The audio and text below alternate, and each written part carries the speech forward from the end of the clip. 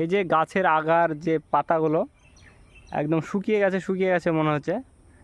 আসলে এগুলো শুকোনোর পেছনে একটা কারণ আছে, কারণটা আমি বলছি, তার আগে আরও গাছ দেখাচ্ছি। কেন এত বর্ষাকাল, বৃষ্টি হচ্ছে 3-4 দিন থেকে, তাও কিন্তু দেখো সব গাছের যে আগার পাতাগুলো সব শুকিয়ে গেছে।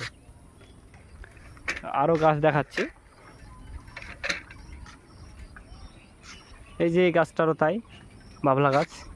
এই যে এই ভেটুল গাছটারও তাই, সব পাতা শুকিয়ে গেছে।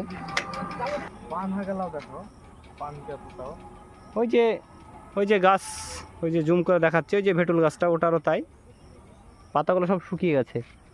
এই বাবলা গাছটারও অবস্থা মানে কতকটা সেই রকমই। তো এগুলো শুকোনোর পেছনে কারণ তো আছেই, বলছি কি কারণ।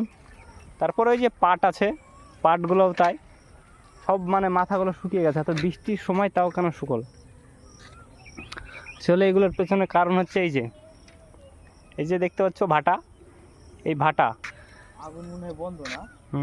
এই ভাটার আজ মানে আগুন দেওয়ার যে মানে ভাটাতে তো আগুন চলে, একদিন তো বদ্ধ করে নাকি, মানে আজ ছিল সেই লাস্ট মানে লাস্টের দিন, মানে আর নেই, এর সামনে আর যাবে না। তো ফায়ারম্যানেরা কি করে, মানে যেরকমভাবে পারে কয়লা ঢালে, বালতি বালতি বলেন আর গামলা গামলা বলেন, কয়লা ঢালে। আর হাওয়ার যে গতিবেগটা সেটা একটা নির্দিষ্ট মাপের থাকে, আর সেটার থেকে যখন বেশি দিয়ে দেয়, মানে মেশিন দিয়ে তো চলে নাকি, সেটার থেকে যখন বেশি দিয়ে দেয় পাওয়ার, তখন কি হবে, ওই যে কয়লাগুলো দিচ্ছে ওগুলোর মধ্যে আগুন ধরে গেছে, ওগুলো এই বোমার ওপর দিয়ে উড়ে উড়ে পড়বে। এবার বোমার ওপর দিয়ে উড়বে ছাইগুলো, এবার উড়ে যেখানে পড়বে সেই জায়গাটা কি অবস্থায় থাকবে, মানে আগুনের গোলা উঠছে আকাশের ওপর দিয়ে, আগুনের গোলা উঠছে। এবার সেটা কোনো মানুষের গায়ে পড়ুক বা কোনো গাছে পড়ুক, তো সেটা পুড়ে যাবে। তো এই গাছগুলোর অবস্থা তাই হয়েছে, ওই ছাই পড়েছে এই গাছে।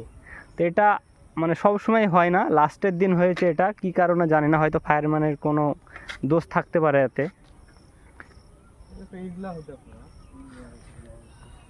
এই যে রাস্তার ধারের এই যে এই গাছগুলো, ঠান্ডা দিন বৃষ্টি হচ্ছে, দেখা যাচ্ছে এই টাইমে কোনো মানুষও গেছে এই দিক দিয়ে, কিন্তু তারা বুঝতে পারেনি যে কি হচ্ছে। মানে খুব খুব একটা যে মানে জোরে জোরে আগুন উঠবে তা না।